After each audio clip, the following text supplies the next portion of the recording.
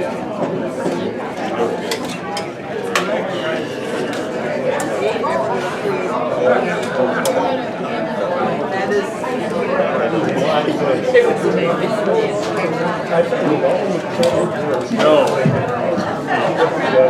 Good morning. How are you?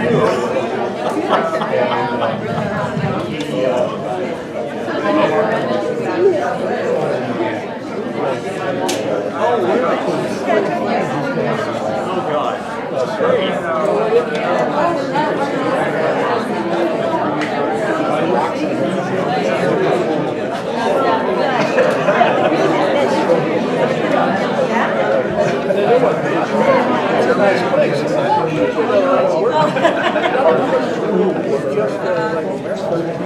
That should be the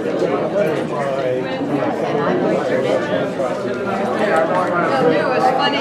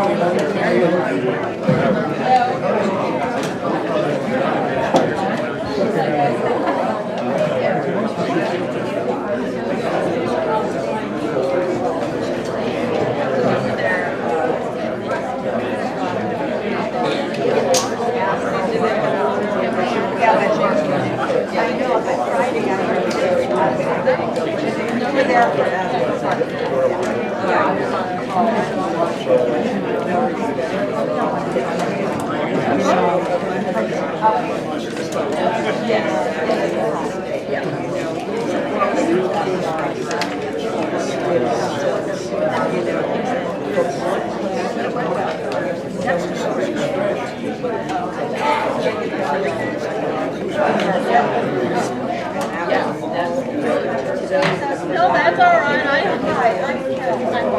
I'm Barbara. Oh, okay.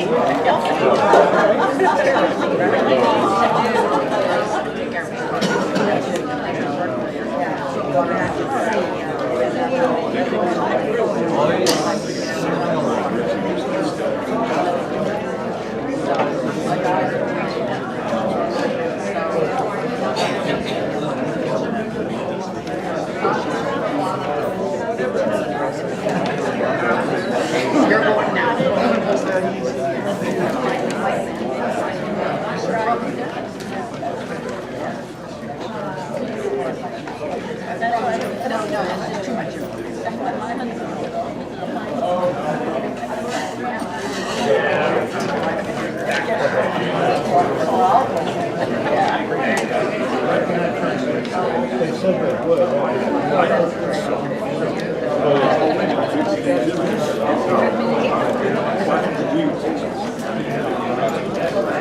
Oh, I did. Yeah, I did. Yeah.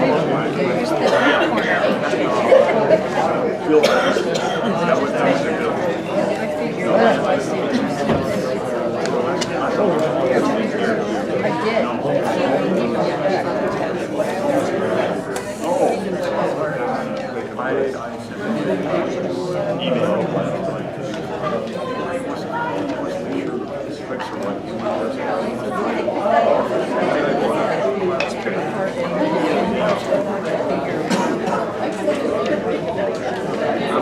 unless you want to sit on the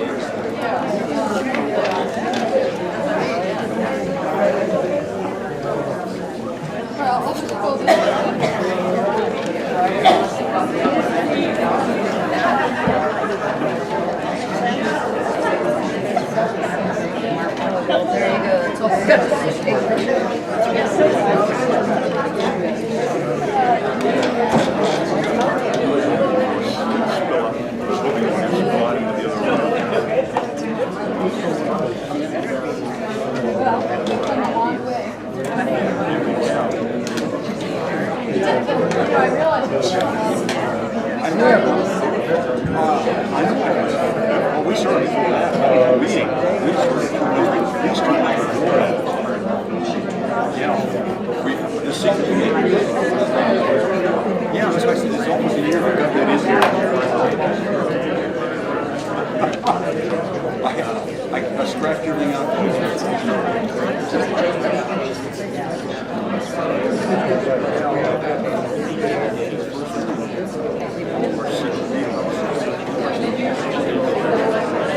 I think that was write notes. Took progression. Before I call the meeting to order, I ask you to stand and join me. Present arms. I pledge allegiance to the flag of the United States of America and to the republic for which it stands, one nation, under God, indivisible, with liberty and justice for all. Order.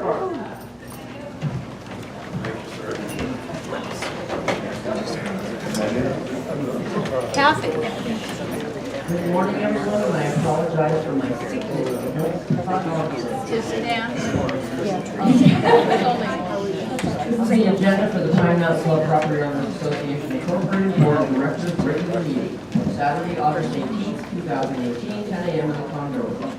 Members in good standing are free to speak on a specific item on today's agenda when the chairman calls for discussion. If there is an item that is not on the agenda that an individual wishes to present, the appropriate time for the presentation is during the members' forum. This meeting is being videotaped to allow members in good standing who could not attend to view the meeting at a later date and to aid the recording secretary in preparing the minutes of the meeting. Members will observe rules of decorum. The speaker will address the chairman and speak only to the matter under consideration. Members will refrain from being argumentative and making derogatory or personal remarks or gestures. Members will turn off or silence all cell phones or communication devices while attending the meeting. Item 1, call to order. Sandy Brown, sort of here. Steve Burkett. Here. John Catley. Bill Gartner. Here. Peggy Hoyt-Volker. Here. Bill Lewis. Here. Diane Pennington. Here. Brian Skelly. Here. Phyllis Throckmorton. Here. Item 2, adopt the agenda. Resolved that the agenda for the Board of Directors meeting of August 18th, 2018 be adopted. So moved. And a second? Second. Discussion, all in favor? Aye. Opposed, so moved. Consent agenda, opportunity for public comment. All items listed under 3, consent agenda, are considered to be routine and non-controversial. Consent items will be considered for and may be approved by one motion if no member of the board wishes to comment or ask questions. If comment or discussion is desired by anyone in the audience, the item may be removed from the consent agenda and will be considered in listed sequence with an opportunity for any member to address the board concerning the item before action is taken. Item 3, consent agenda. Dispense with the reading of and approve the draft minutes of the Board of Directors organizational meeting of July 21st, 2018, and the Board of Directors regular board meeting of July 21st, 2018. So moved. And a second? All in favor? Aye. Opposed, so moved. Item 2, committee applications forwarded for concurrence by the board. Please be advised that Mr. Lewis's name has been removed from the application for governing documents. Communications, Kim Whippers. Emergency preparedness, Leslie McClure. Governing documents, Alicia Canton. Planning, Alicia Canton, Sean Coulter, Mark Preston. Recreation, Linda Bennett, Alicia Canton, and Leslie McCleary. Facilities Task Force presentation. No, stop there.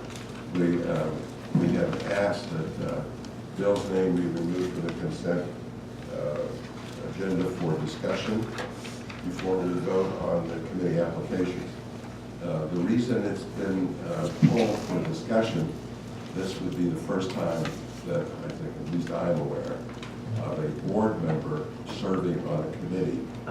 And the question for the board, is that appropriate? Is that something we want to support or not support, or what is your opinion about that? So, Bill, maybe you'd like to comment first.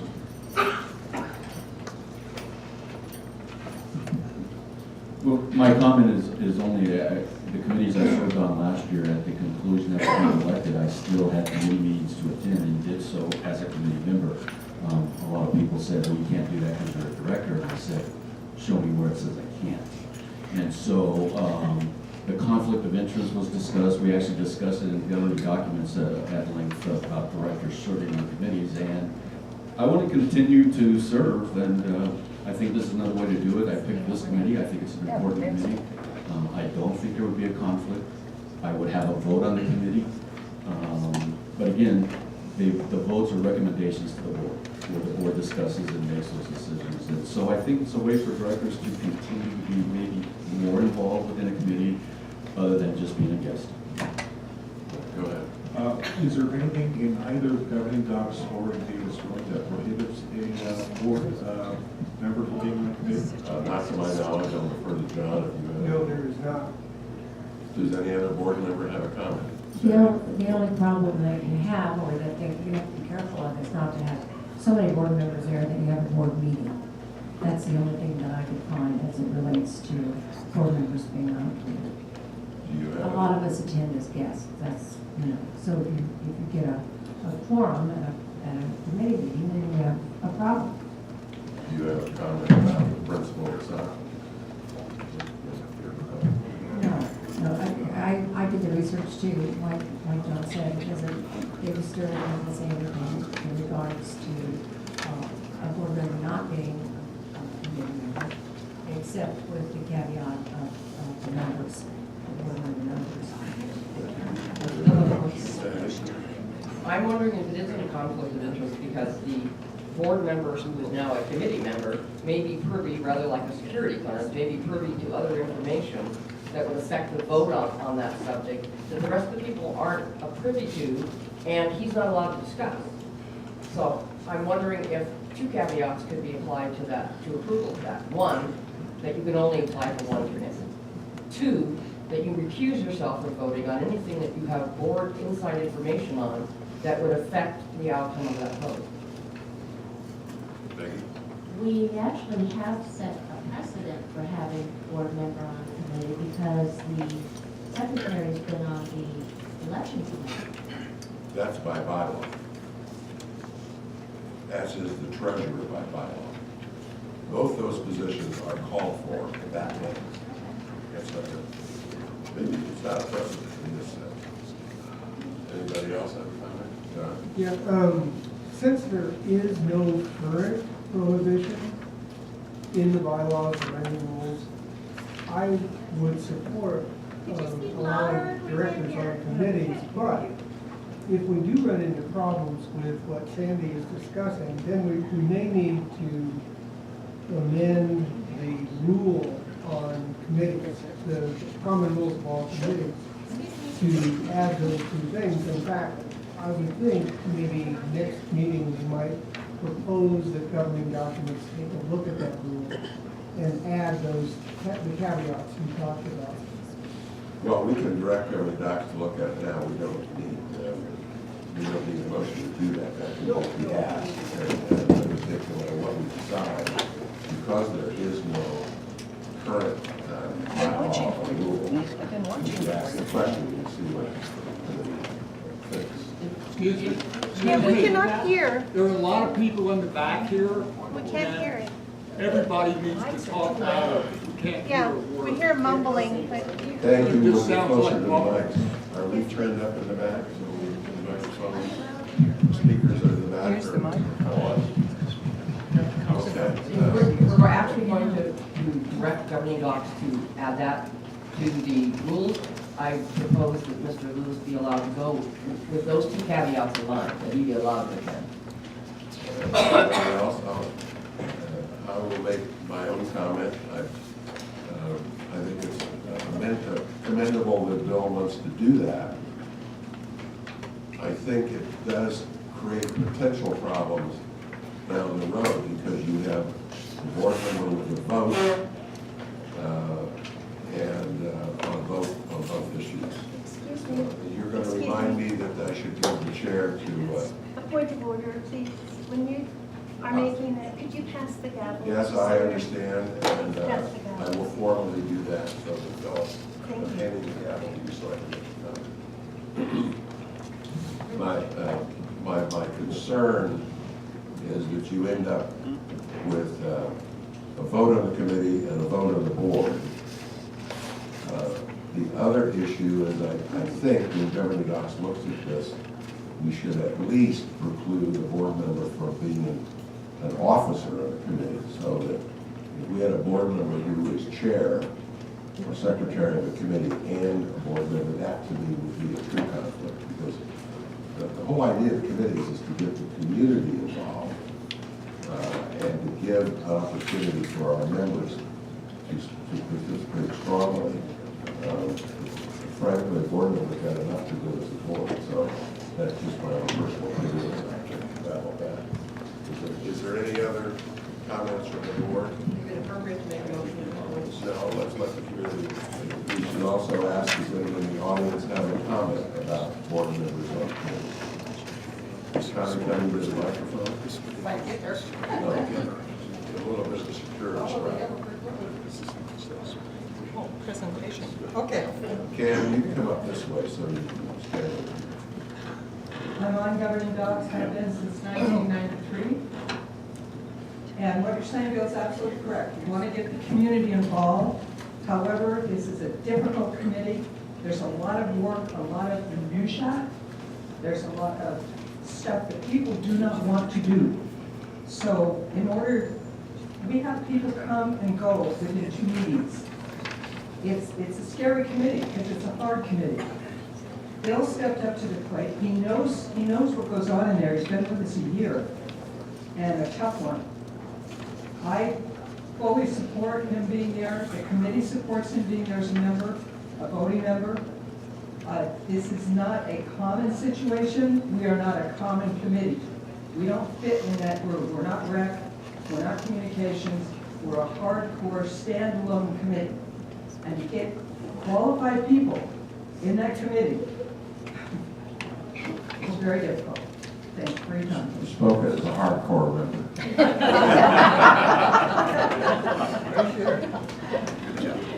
Well, just generally, I don't think it's a good idea. I've always felt on a committee that we have a little bit of autonomy, and we stand alone and we can discuss things. Board members can be there at the last budget and finance a couple days ago.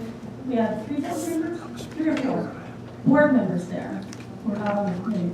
But we always felt like we were standalone and we had some power. I think it would be kind of stifling to have a board member have a vote.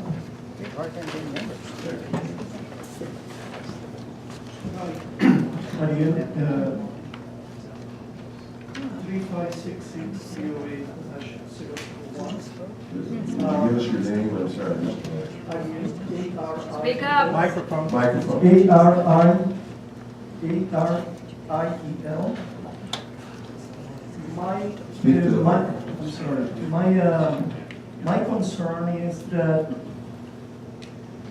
any activity takes a learning curve. If you have a member of a committee that is already well embedded in that kind of work, I think we should use those expertise for a transition time. I think it's true there are very strong, could be strong conflicts of interest, but I think there should always be a transition period, maybe a year. Enough time for the member to pass on the information to other coming members in the committee, but at the same time to conclude his work. That's my opinion. Sean? Good morning, board members. How are you doing this morning? Sean Coulter, 3508-420-000. I've had the distinct pleasure of working with Mr. Lewis on the planning committee. He's hardworking, he's diligent, and I personally don't see a conflict when a community leader wants to be involved in something like the governing docs. We need people that want to do the job, doing the job. He has stepped up to the plate numerous times, not only with the youth committee, that's unfortunately now defunct, planning committee, governing docs.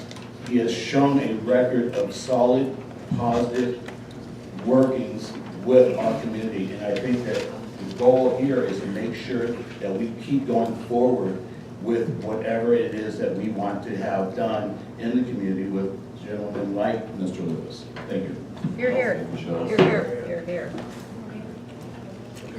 Virgil Paterino, 350-7424. Well, I know Mr. Lewis and worked with him I have no qualms against him. I think the way that the committees and the board is set up is conducive to, you have the planning committees, which are citizen-led, and then they make recommendations to the board, which is board-led.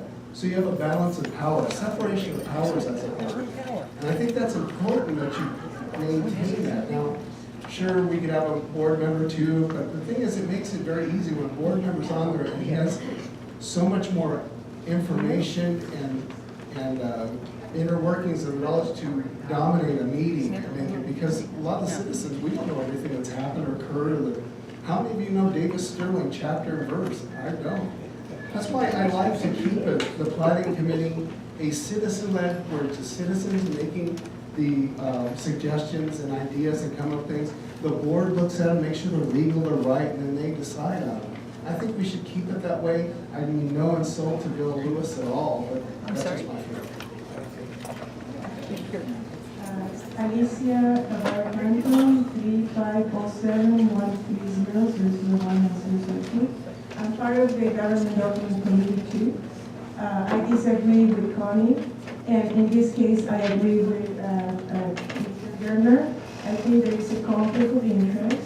I think that what Virgil pointed out, we need a balance of power in that sense, and the committee is about the community figuring out all the issues and, in a sense, working collaboratively and disagreeing on issues too, but collaboratively to find solutions to problems. And this is not about Bill Lewis.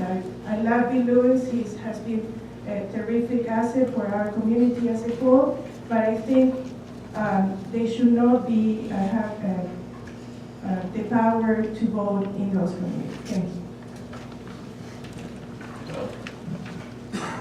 Good morning. My name is Tom Lowey, and I have the numbers for you today. Thank you. We appreciate that. There you go, Tom. Well, thank you for letting me do it. It's 1512 Zermatt, 3566591, and 2100 St. Bernard, Just remind you 3566. that's your address, not your membership. Well, I just gave you the numbers. All right, go ahead. He's picking on me. It's in a friendly fashion, Tom, go ahead. I know, I could tell. So, in my experience, and I do have a little bit regarding this issue, which I think is rather interesting. I think to a great extent, somebody who's attending a meeting and uses his experience and his wisdom to engage in the debates and the discussions about certain issues may actually have a larger influence on the outcome than if he actually had voting rights. I'm just suggesting, let's not hang on to voting rights in his case when he is in a committee. I think he's a very intelligent person and could influence the outcome just by volunteering his wisdom in the discussion. And I think that solves the problem. Did you just say he should or shouldn't be? Yeah. I'm sorry. Is your conclusion he should be or shouldn't be a voting member of the committee? Well, I'm just saying that that his influence may be even more functional if he doesn't have the voting right. Okay, that's clear. Thank you. Patrice? Patrice Stimson, 3508-35. Just want to make the point that the Governing Documents Committee has no power. We are merely an advisory committee to the board. So there's no issue about power. Thank you. Thank you.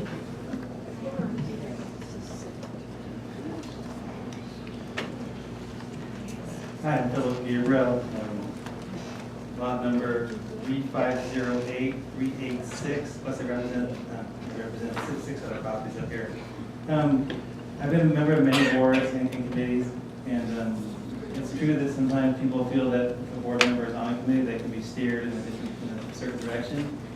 But why not give 6 months trial and see how it goes? Why don't we give them 6 months to a year people on the committee feel that having a board member has kind of skewered the results, then we can revisit it. But apparently, everything I hear in your reputation in town, Bill, you'd be a fine member of any committee.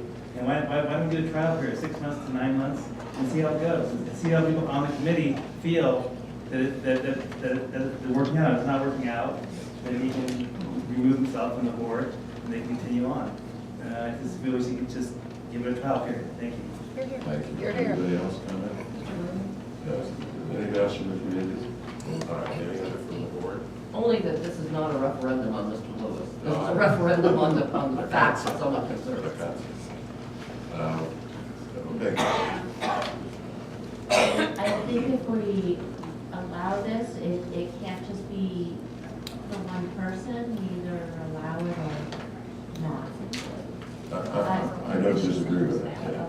Well, this is in terms of bill, and I think that I would hope that the board members would pursue this until governing doc has a chance to give us some recommendations. But this particular vote is strictly for a bill, but it raises all the other questions.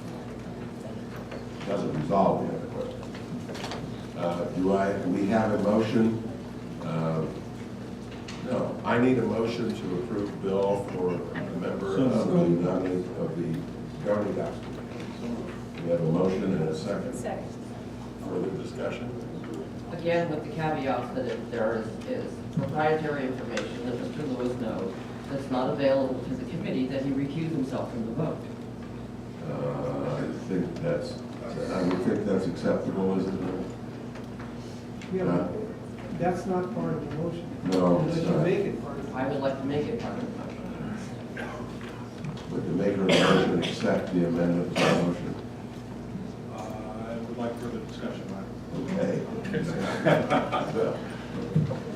I think that your concern is already addressed in our oath of office as directors, not to share that information beyond that scope. So I say it's already there.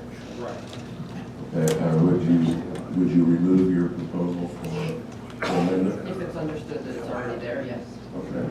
So we have a motion made and seconded to approve Bill's appointment to the nominating committee. All in favor? Aye. Opposed? Thank you. So moved. The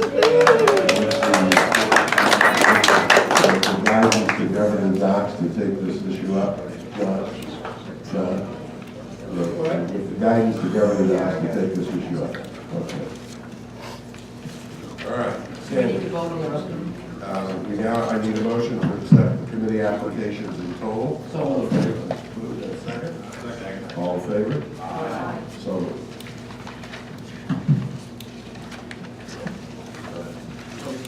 Facilities Task Force presentations. I don't think I need to read possible motion. No, that's all right. Let me introduce Brent Bennett to you.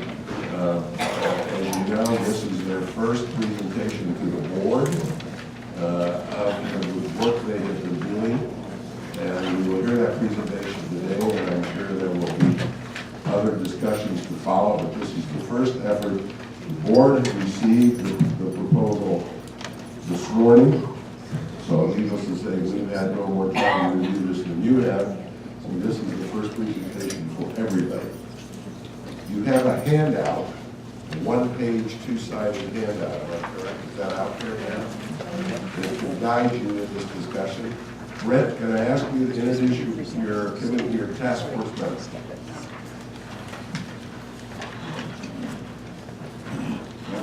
Unaccustomed as I am to public speaking. Yeah. Good morning to our members. Good morning to the board. I'm going to read this because I just cannot remember all this stuff. Well, It's gonna make sure sit you- back and relax. Brett, introduce the members of our task force first. Okay. I'm Brent Bennett, Chairman of the Clubhouse Task Force. With me today is Gwynn Pugh, architect. Wave my hand. Linda Jackson, landscape architect. Jeff Becky, building contractor. Bill Gabriel, investor. And I'm a widely known designer. Unfortunately, Don Sharp and James McGarry could not make it today. We're the Clubhouse Task Force, all professionals related to the field of architecture, design, construction, and investing. We live here at PMC or are members of PMC. I'd like to mention other professionals we have consulted with on our task. Rodney Spears, a licensed structural engineer. Emil Richter, professional kitchen designer. Jamie Callan, a professional interior designer. Roland Acuna, a professional soil engineer. Today we will present a proposal related to the revitalization of the clubhouse complex. This is a way of moving forward in a long-term goal. This is a vision document for the continuation of the existing clubhouse. We've been meeting and discussing this for almost an entire year now. It's a very complex situation, and the proposal, with even many more variations than we've looked at, available on this final concept. We want you to understand what elements need to be enhanced, changed, or developed. We ask that you allow us to finish the proposal before you ask questions. Most of the time your questions will be answered as we go through this. Here we go. The Clubhouse Task Force was created to define and I broke my good glasses. Okay. Define and guide the revitalization of the Pine Mountain Clubhouse. It was empowered to create a process by which the board of directors and PMC members could see the steps necessary to accomplish this task, regardless of any time span or finishing the project. We have created a master plan of moving forward to ensure it is not contrary to the PMC's long-term goals. This is intended to be a vision document, as I stated before, and a way of guaranteeing that the clubhouse is developed in such a way as to be economical, non-interfering with current activities, and maintaining the asset value of the current Mountain Lodge look. Our first public meeting on December 2nd, 2017, we listened as ideas were sought from members of the PMC POA. Those ideas were voted upon. The Clubhouse Task Force, CTF, was able to obtain relevant numbers on many of the topics, or all the topics selected. Results of that meeting showed that the members were interested in the pool, the kitchen, the clubhouse, the administrative offices, the entrance, and the meeting rooms. There were other topical areas such as ADA, electrical, plumbing, conservation, and keeping the Mountain Lodge look. As we discussed among ourselves, each topic we came to, we finally figured out that the work should be phased. It's going to cost a little more, but it fits with the situation that we have here. The PMC Clubhouse has recently been shown by a structural engineer, a very sound building built in the late 1970s in the posted beam construction. This means that walls are basically non-supportive and not vital to holding the building up. This creates an easier method to change. Pardon? Okay, thank you. This creates an easier method to change or alter current walls and move interior walls to configure areas to